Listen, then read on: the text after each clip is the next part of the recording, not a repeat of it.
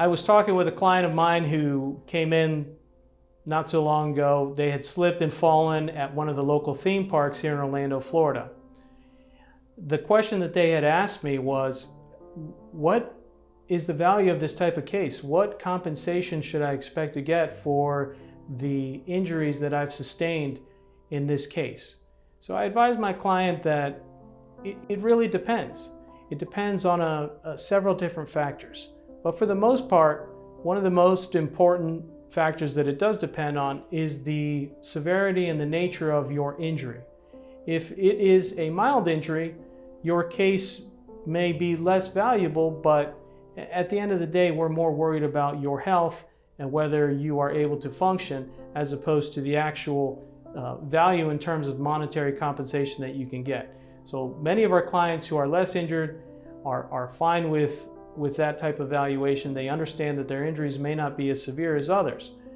So it really depends, first and foremost, on the nature and severity of the injuries and what other things you may or may not have lost. In other more serious cases where the injury is more severe and the client has received a lengthy treatment process and they are disabled, or their range of motion and things like that are affected, their daily lives are affected, then the compensation and the value can go up. Though I can't put a dollar amount on it, as attorneys experienced in slip and falls and dealing with these types of cases, I can tell you that we will gather all the evidence to make sure that your claim and the compensation that you get is the most that is possible for your particular type of claim.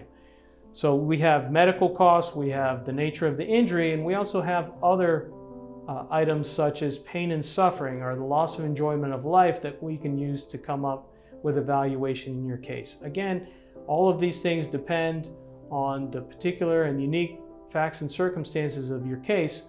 So what I recommend is that you sit down with an attorney that's experienced in handling slip and fall cases in Orlando, Florida. That way you can get the most information and know exactly where your case may be headed in terms of length of resolution and ultimate compensation that you may receive. If you have any other questions, please don't hesitate to contact our firm.